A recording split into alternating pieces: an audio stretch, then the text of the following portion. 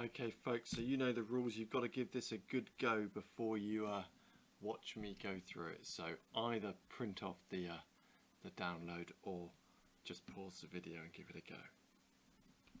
Right, so the first thing we know here is, yes, the line's perpendicular to PQ, but it passes through the midpoint. So we need that midpoint. So the midpoint, call that M, is going to be halfway between the x coordinates of both points and the y coordinates. So the easiest thing to do is just say, right, it's -1 plus 9 over 2 for my x coordinate and 6 plus 0 over 2 for the y. So that's going to give me 8 divided by 2 is 4, 6 divided by 2 is 3. Then, having done that, we need to think about the gradient. It's perpendicular to PQ, so we need to find the gradient of PQ and then go for the perpendicular gradient to that. So in order to do that between 2 points, gradient of PQ, we're looking for the vertical change divided by the horizontal change. And you can do it by drawing a little sketch, often a good idea, or you can say it's the vertical difference divided by the horizontal. So if I take the this point here and say, right, vertically it's going from 6 to 0 or 0 to 6, so I'm going to take 0 from 6, and then for my x coordinates I've got my -1 and then the 9, take that away from it, and that's going to give me 6 over -10. I could have done it the other way round, by the way, to show you that quickly. I could have had 0 take 6 and 9 take -1, and that would have given me -6 on the top, and taking a negative is adding, isn't it? So over 10, the same thing. And that we can simplify to -3/5. So that tells us most of our equation. It tells us it's going to be perpendicular to that is going to be the negative reciprocal, isn't it? So flip it upside down, get rid of the negativity, 5/3. So I'm going to have y equals 5/3 x plus c, and we need to work out what c is. To do that, you just need to substitute your value of x and y from the point that we know on the line, which is the midpoint, isn't it? 4, 3. So when y is 3, x is 4. So we're going to say 3 equals 5/3 times 4 plus c. What does that go to? That goes to 3 equaling 20 over 3 plus c. Therefore c is going to be 3 take 20 over 3, which is, you can stick that in your calculator, and it should give you -11/3.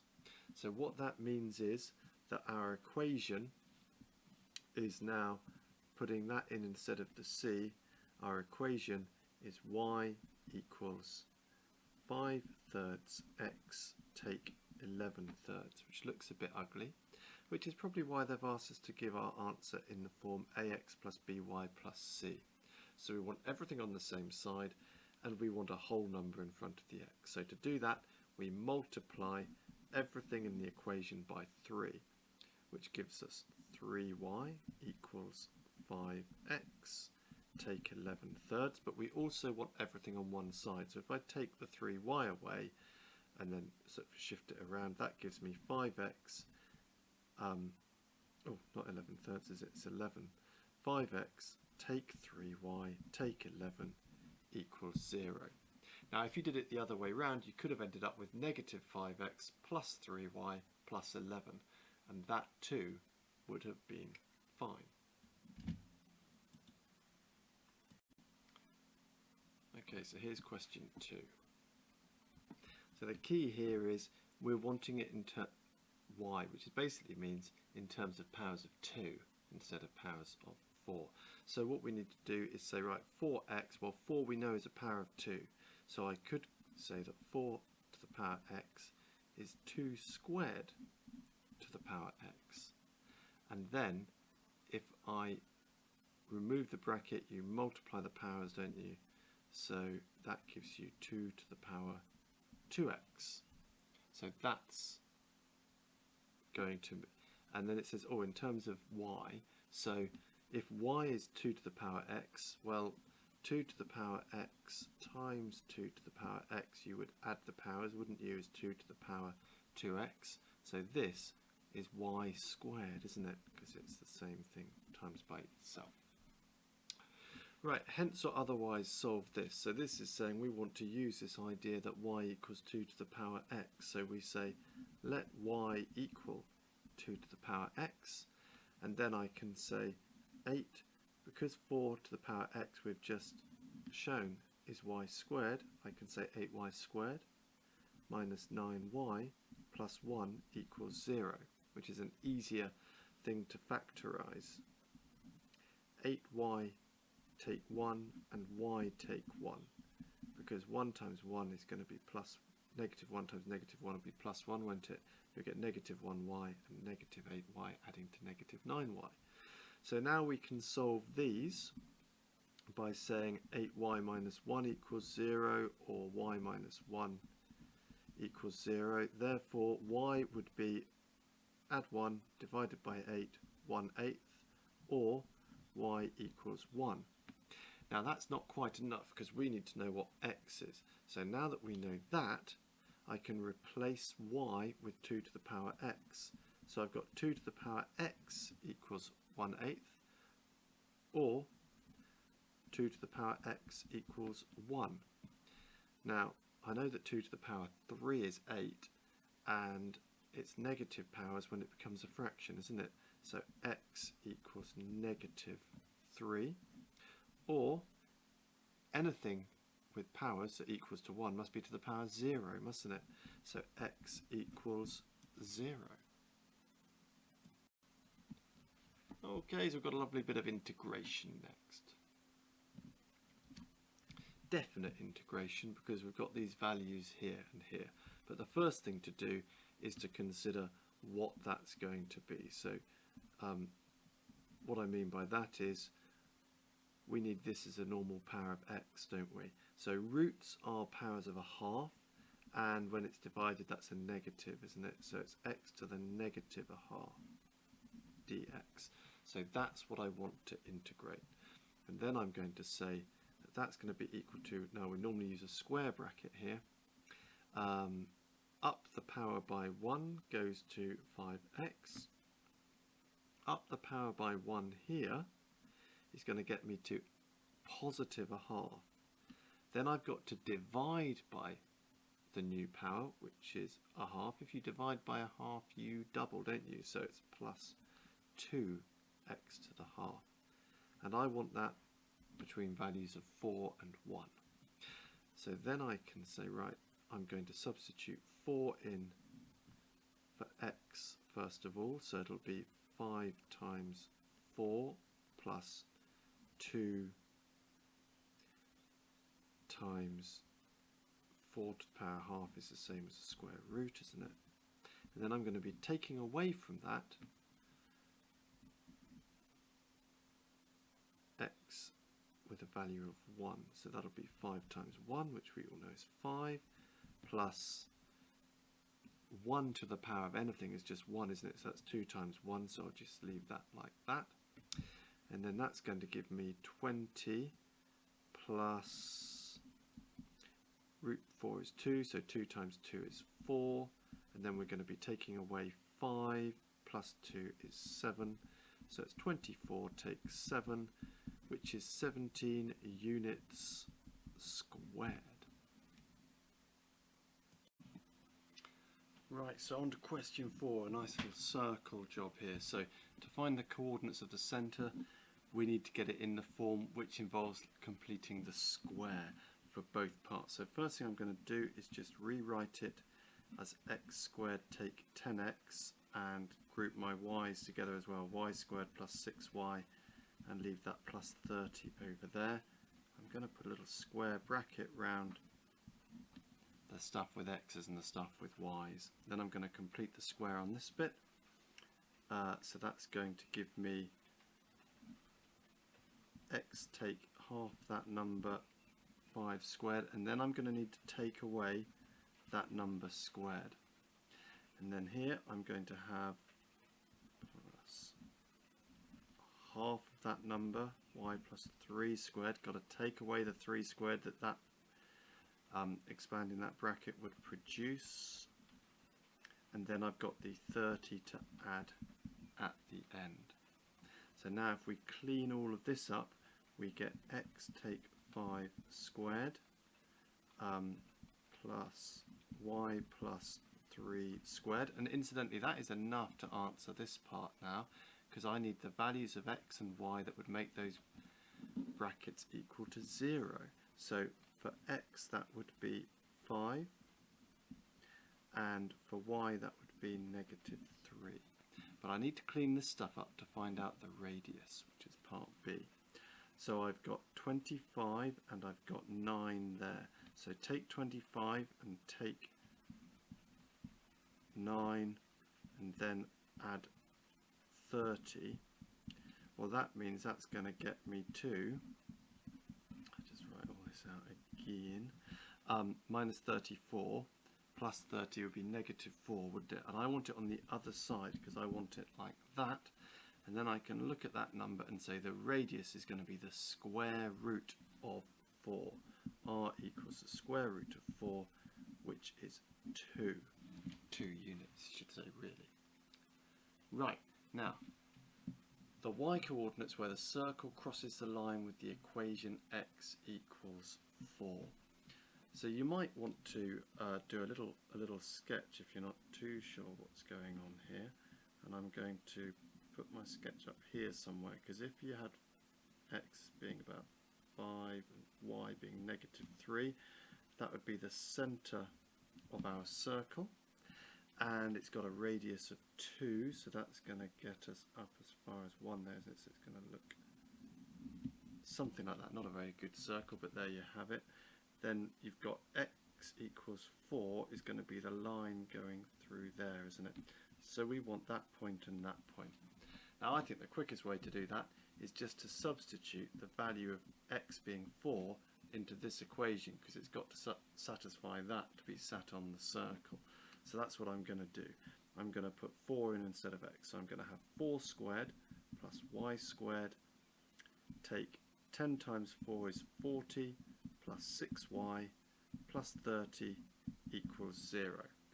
Then I'm just going to simplify that to give me y squared plus 6y. I've got 16. I've got negative 40 and plus 30. Well, take 40 from 30 is negative 10, add 16 is plus 6. And I would try to factorise that, but it's asked us to give our answers as simplified surds, so that is why that's not factorisable. So then I'd just use the quadratic formula and say that y is going to equal negative b, being the 6 there, plus or minus the square root of b squared, which is 6 squared, take 4 times 1a times c, which is 6, all over 2 times 1, which is 2.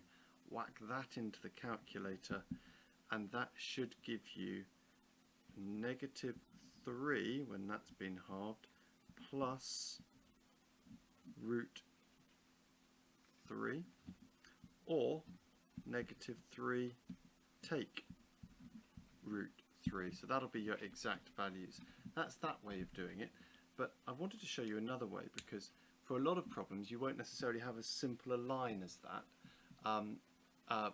Substitute it in if you can, do a bit of simultaneous equations, or if you do a drawing you may well find that Pythagoras will help you, because if I put this line in here, that distance is the radius, isn't it? And we already know that that's 2. That distance there is also the radius, which is 2. And we've got a right angled triangle coming across there and there, with that height there is 3, isn't it? It's negative 3. Ooh, that's interesting. So y is going to be negative 3, and then you've got a distance of 1 from 4 to 5. So if you use Pythagoras, 2 squared take 1 squared, the square root of 2 squared take 1 squared would be 4 take 1 is 3, square root of 3. So you can see here that you can get your y value by either adding root 3 to get up to that one, or taking root 3 to get down to that one. So that's another way you could find the same thing. Okay, here's another question, not that much like a lot of the stuff we've done this year, but have a good read of it. It's saying that P equals 200W. Now this is what we call a linear model. I haven't managed to find a question that's close to the one that's in your actual test, but it's all about finding an equation that doesn't have anything to do with squares in it. It'll be a bit like a y equals mx plus c, but this one's got no plus c to it. That's all the difference, and it's about finding that relationship to move from one thing to another. Now Leon owns a gooseberry farm. He's got 5 workers, picked a total of 1,000 punnets, so he's just divided 1,000 by 5. That's how much they did, and he's predicted that in the next week, if he has however many gooseberry workers he has, he's going to get 200 punnets per worker. So you've got to suggest 3 assumptions that Leon's made in that model. Well, the first one that jumps to my mind is sort of question that a lot of people don't like. They don't feel like it's proper maths, but it kind of is, because it is important if you're going to apply anything to any real situation. So he's assuming that every worker picks at the same average rate as the 5 on the other one. Every worker picks fruit at the same rate. So that's one assumption he's made. He's also assumed that the conditions will be the same. So the weather will allow the same amount of picking as you had last week, something like that. Will allow the same amount of picking. He's also assumed that it's the same difficulty finding all of the gooseberries, isn't it? It may be that he's picked a lot of gooseberries last week and there aren't so many on the bushes. So that's the other thing. He's assumed there are enough gooseberries and they are easy enough to get to. There are enough gooseberries. How do you spell berry? Oh yeah. To fill 200 punnets for every worker, and there might not be.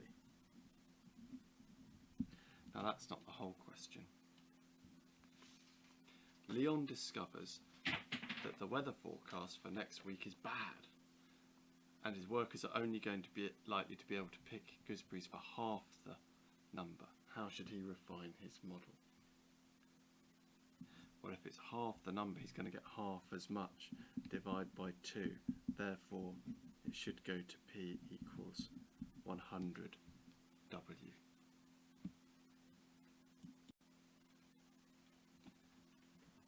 Okay, so here's a trigonometry question. First thing to do is sketch the triangle. You've got length AB, so it doesn't matter which way you do it. Let's call that 8 centimetres.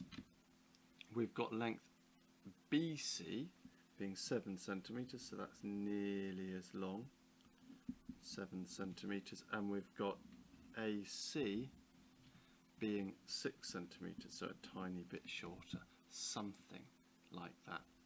And we need the size of angle ABC, so that always comes at the middle bit there, doesn't it? So if I call that X, so if you know all 3 sides and you've got the other, it's the cosine rule that we are wanting. So I always start from, some people memorise it as an angle thing. I don't. I always memorise a squared equals b squared plus c squared, because that starts me off like Pythagoras. And then I say I'm going to take away 2 times, and it's these two that I want, not the one that's over there on its own. And then it's cos, and it's big A, it's the angle that's opposite that side.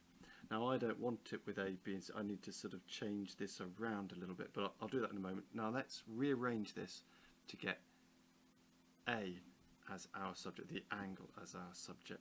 So the first thing to do, I'm going to add 2bc cos A to both sides.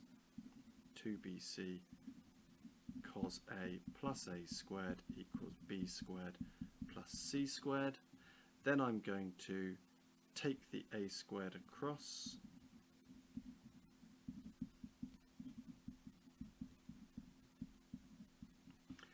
And now I've got all of this being times by the cos A, so I'm going to say I just want cos A. I'm not going to write cos actually, I'm just going to do b squared plus c squared, take a squared over 2bc, and then when I do want the angle, I'm going to need to divide by cos, aren't I? Cos minus 1. So that's basically what I want. And now I want it for this angle here. So what's going to be important is the one that's actually like my A. It's going to be the one that's, this one here is the one that's opposite the angle that you want. So that is opposite the 6. So the 6 is going to be the one that's only used once and is in the takeaway.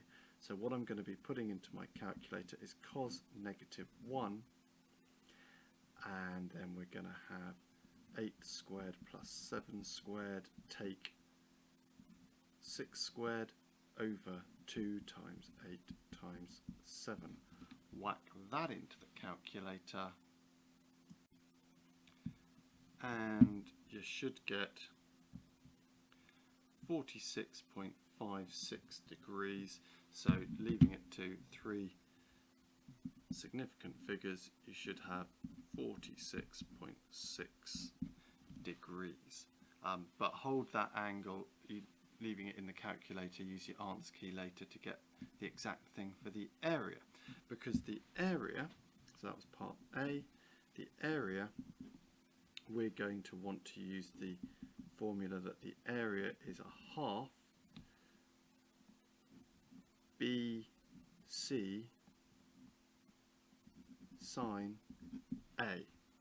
Or actually, as far as these ones are concerned, it's this angle that I'm going to be using, isn't it? So let's change that to sine B, and it's the other two, it's the two, if that's C and that's A, it's the two lengths that are either side of the angle. That's what's important. So we're going to be putting into the calculator half times 8 times 7 sin 46.6 degrees, but I'm actually going to put 40 into my calculator. I'm actually just going to put the answer key, so I'm going to do 1 over 2 times 8 times 7 sin answer close brackets gives me 20.333, so that is 20.3 units squared, and that's that. Right, so you may be thinking, oh my word, binomial expansion, yeah, I could sort of do that in class when we did it, but it's been a while, can't really remember what to do. So the thing is, remember, you are going to have your formulae and tables booklet with you. So if you turn to page 5 on that, we didn't really talk about this in class, so I'm going to show it to you now. Binomial series, and it shows you that this is what we should be doing. So I'm just going to use that to help me. In a moment.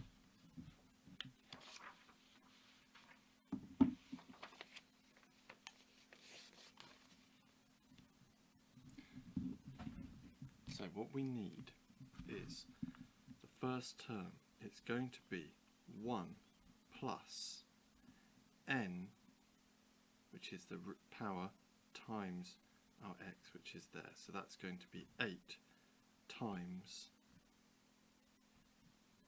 x over 4. and then we're going to get 8, then 1 less than 8, 8 times 7 over 1 times 2. Then we're going to get x squared. Now our x isn't just x as far as that's concerned, it's x over 4. So the whole thing needs to be squared. So I'm just going to write x over 4 squaring that in there. Then we've also got to do the same thing, keeps on happening each time, and we've got to do the first 4 terms. We've got 1, 2, 3, we need to do one more.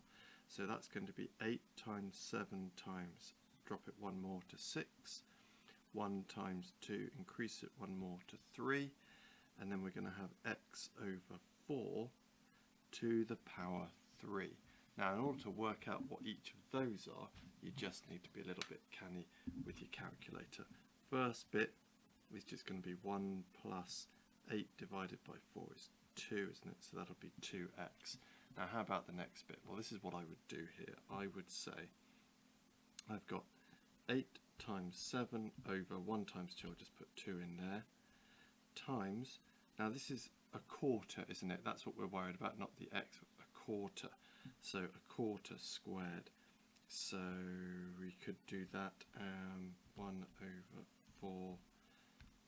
Now 1 over 4 squared is 1/16, but if you put all of that in like that and just press equals, it'll sort it out for you. So that is 7 over 4 x squared. And now we're going to do the same thing here, only when I put it in, it's going to be 1 over 4 to the power 3 rather than x over 4. So I'm just going to go all the way back into my fraction here. I'm going to put 2 times 3 on the bottom. I'm going to put times 6 there. Then I'm going to come back to the end here and just turn that power, delete that, pop a 3 in there instead. And that's giving me 7/8. So 7 over 8 x cubed, and that's 4 marks. It's quite a lot of marks really, so it's well worth getting a bit of practice with that, and you don't have to remember it as long as you just consider that fact. You've got that in the exam room with you. Now, using the expansion to estimate this, now what you may notice is this is 1 plus, and it was a quarter, wasn't it, that we had, and this is very similar to that. So let's think about this. 1.025 equals 1 plus 0.025, and we want to make that equal to this. So if I say 1 plus, and let's turn it into a decimal because it's easier to think about, 0.25x, what must x be to make that true? 0.25 times a tenth, isn't it? So x must equal 0.1. So now all you've got to do is substitute 0.1 into these first 3. Each time we go along further, because you're going to be cubing this number, the amount you're adding on is getting smaller and smaller. So into your calculator is going to go 1 plus 2, and I just like to use brackets here and put 0.1, put my value of x in like that. Then I've got 7 over 4, 0.1 squared, then 7 over 8, and 0.1 cubed, and put it into the calculator so it looks like that, just like that. So you can see that all going through there. 0.1 squared, and we've got cubed there, and then yeah, just pressing execute on that, and you get 1.2. Now it needs to be to 4 decimal places, so that's going to be 1.218. 7 rounds up the 3, so 284. Okay, here's question 8. So it's just a one-pointer, so it shouldn't take too much effort, this bit. The coordinates of that point, now you could find it by whacking that into your calculator and having a look on there. That would get you the mark as well, but you've got 2 moments of 0 there because of that x squared. It's whenever, so that would be 0, but also if this is 0, x squared times 0 would give you 0, wouldn't it? So therefore 9 minus 2x is going to equal 0. Move your 2x to the other side, divide by 2, it'll be 9 over 2, so the coordinates of the point, that's 4.5, isn't it? The coordinates of the point would be 4.5, 0. Now it says on separate diagrams, sketch the curve with these equations. So first of all, if you add 3 inside the function, that means you're adding 3 before the thing gets applied to what's going on. So all that means is everything's going to happen to the number that was 3 earlier. So negative 3 plus 3 gets you up to 0, so that point there would be at negative 3. I'll show you what I mean. I'm just going to do the same curve that we had before, and I'm going to put the same x-axis in because it's just shifting the other way, and that there is going to be negative 3. Now if it shifted 3 along, that maximum was at 27, wasn't it? Well, that happens to be the same point, doesn't it? If I shift it 3 to the left, that means that that maximum is going to happen exactly when we hit the y-axis, so that'll be at 27. And it says that we should clearly indicate the coordinates, so that one there will be negative 3, 0, that one there will be 0, 27, and we also have to consider this one, which has moved 3 to the left as well, so 3 away from 4.5 means that that's going to be happening at 1.5, which is coordinates of 1.50. Now the second one, if you multiply the value that you're putting in by 3 before you apply the function to it, everything's going to happen 3 times sort of sooner. So what it's going to do is going to squash everything. 3 times 0 is still 0, so you're going to get the same thing happening at that point. The curve is going to basically look the same if depending on how you've drawn, how you label your axes. So it's still going to stop there. Now that point there, where it's going to is going to be 0, 0 still, where it cuts the y-axis, and then you're going to have this number here is going to be 4.5 divided by 3, because when you multiply 1.5 by 3 you get the same effect as you had then. So that's going to give us 1.5 there, so that would be 1.50. And then it's still going to get up to 27, but it's going to do it when you put in a value of 1, because that's going to have 3 multiplied by it before the function is applied to it. So we're going to have 1 and 27 for our maximum. Now they've got one more little question on here. There's a lot of marks for what that is, and yeah, you could do it all by playing around with what's going on in terms of what you've got inside on your graphical calculator as well. Now, if you apply the change after you've done the function, it's just going to move things vertically. If you add a positive, it'll go up. If you add a negative, it'll go down, or you take it, it'll go down. So the maximum point is still at 3 on the horizontal like it was before. Now it was at 27, so 27 take 17 is equal to 10. For that reason, k must equal negative 17. Right, final question. Finally, a bit of differentiation. So give that a whirl. So easy enough. You multiply by the power and you drop the power by 1 from 3 to 2. Multiply by the power, 2 times 4 is 8. Drop the power to 1. If you've just got x's, you just keep the coefficient and drop the x. And the 9 disappears. Any constant disappears. So this is dy by dx, which is the formula for the gradient of this line. They want the range of values of x for which y is increasing. So if y is increasing on this curve, whatever it's doing, it's probably doing something like that. that means that a lot of the time y is increasing. This is going to tell us whenever it's so we need to know when the gradient is positive. If the gradient is positive, it's going up from left to right. So the curve that tells us about how this curve behaving is this one. It's a quadratic, isn't it? And it's a positive quadratic, which means it's a happy one. So it's a smiley one. So we know we're doing something like this. And we need to know where the roots are, because wherever it's negative below x equals 0, we don't want, because that'll be a negative gradient. That will be this zone here. And whenever it's to the left of that point, it will be positive. At that point, it'll be 0.